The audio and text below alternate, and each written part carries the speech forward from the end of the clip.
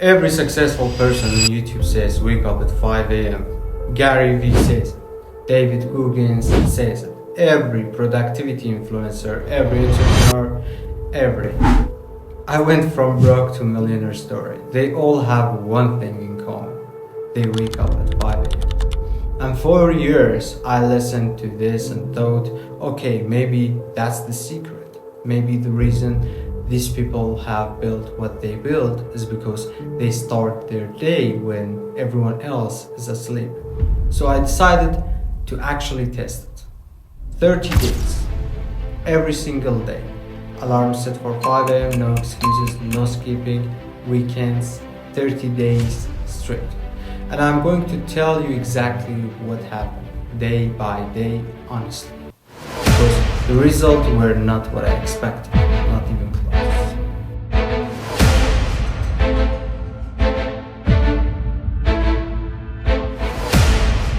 Let me set the scene for you first. Before this experiment, I was waking up somewhere between 8 a.m. and 9 a.m. most days, sometimes later if I had a late night. I'm not a morning person naturally, I never have been. My brain generally works better later in the day. So I do my best thinking at night, I always have. So going into this, I have working against my own biology. But that's kind of the point, right? Everyone who does the 5 a.m. thing says exactly that. They say it doesn't matter if you are a morning person, that's the whole idea. You train yourself. You become someone who does the hard thing regardless of how you feel. So I committed. I set the alarm. I told myself I was doing this. And one day, day one, the alarm went off at 5 a.m. Day one through day 7.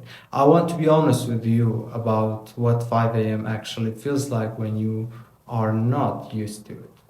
It feels like being punished for something you didn't do. The alarm goes off and your body, your entire body, sending you one message. This is wrong.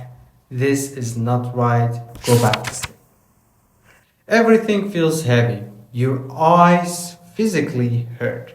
The darkness outside makes no sense to you. Why is it dark? It should not be dark. People should not be awake right now. Day one, I got up, made coffee, sat at my desk at 5:15 a.m.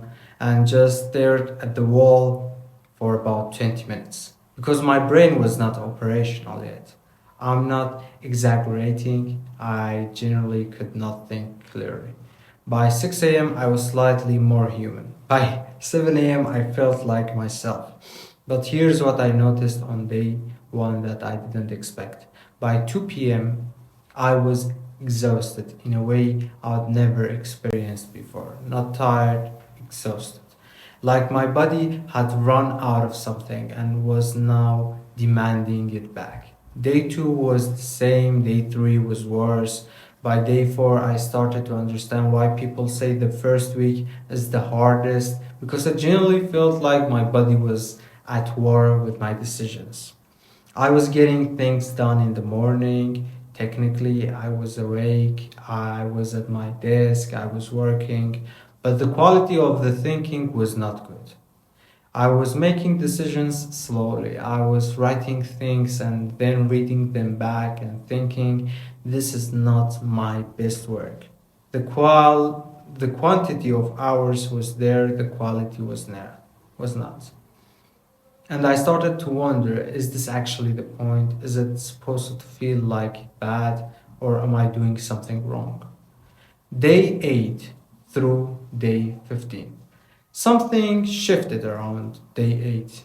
Not dramatically, not like a movie moment where suddenly I'm running through the city at sunrise, feeling unstoppable. It was more subtle than that. Around day 8, I noticed that the alarm going off at 5 a.m. didn't feel quite as violent as I did on day 1. I still didn't want to get up. Let me be clear. I still didn't want to get up. But the physical resistance was slightly less. And by day 10, for the first time, I had a genuinely productive morning. Like actually productive, clear thinking, got through work that normally takes me 3 hours in about 19 minutes. And I sat there at 7:30 a.m. with that work done, thinking, okay, I see it, I understand why people do this. Because the feeling of having already accomplished something real before most people are even awake, that feeling is genuinely powerful. It changes how you move through the rest of the day. You are not starting from zero, you already have a win. And psychologically, that matters more than the 12. Day 11, 12, 13, I started to find a rhythm. The morning became slightly more manageable. I started understanding how to use those hours. Don't check your phone first, don't go to the social media, go straight to the thing that requires the most brain because you have a window, maybe 90 minutes, where your mind is fresh and the world hasn't interrupted you yet. Use that window for the most important thing. Not emails, not scrolling, not warming up. The most important thing first. That was the real unlock for me, not 5 a.m. itself, the forced structure around it. Now, day 16 through day 23. Here's where it gets interesting, and this is the part nobody warned me about. Around day 16, I hit a wall. Not the tiredness wall, I already been through that, a different kind of wall. I started asking myself, what am I actually doing this for? Because here's what was happening. Yes, I was waking up at 5 a.m. Yes, I was getting more hours in the morning. Yes, I was being more productive technically, but I was also going to sleep earlier to compensate, which meant I was cutting off my nights. And my nights, the late evening, were where I used to do some of my most creative thinking. Some of my best ideas came at 11 p.m. Some of my best writings happened at midnight, and now I was cutting all of that off at 9:30, 10 p.m. because I needed to be asleep to wake up at 5. So I was gaining morning hours, but I was losing night hours. And the net result in terms of actual productive time was almost identical to before. I was just moving the same block of productive time from night to morning, which made me ask a question that nobody in the 5 a.m. world seems to want to answer. If you are just shifting your productive hours, not adding them, what exactly is the benefit? Now, day 24 through day 30. By day 24, I had made peace with my experiment. I wasn't loving it, I wasn't hating it, I had figured out how to make it work. And I was just doing it. The morning had become routine at this point 5 a.m., coffee, straight to work, no phone. That part was working, but I was also being honest with myself about what this experiment was actually revealing. The 5 a.m. thing is not magic, it's a structure. And structure is valuable. But it's not the 5 a.m. specifically that does that, it's the discipline of having a protected block of time for your most important work before the world has access to you. That's the real principle behind it. And you don't necessarily need it to be at 5 a.m. for the principle to work. What you need is a block of time, whatever time works for you, where you work on the most important thing before anything else gets in the way. For most people, that's 5 a.m. For some people, that's 6 to 7 a.m. For some people, honestly, it might be 10 p.m., like me. The specific time is not the point. The protected block is the point. Now, day 30, last day. I set the alarm at 5 a.m. for the last time. Got up, made coffee, did my work, and sat there thinking about what this month had actually taught me. Because it wasn't what I expected going on. I expected to either feel incredible, transformed, unstoppable, or to feel like the whole thing was a lie and go back to sleeping in. Neither of those happened. What actually happened was more useful than both. I understood myself better. I understood myself better.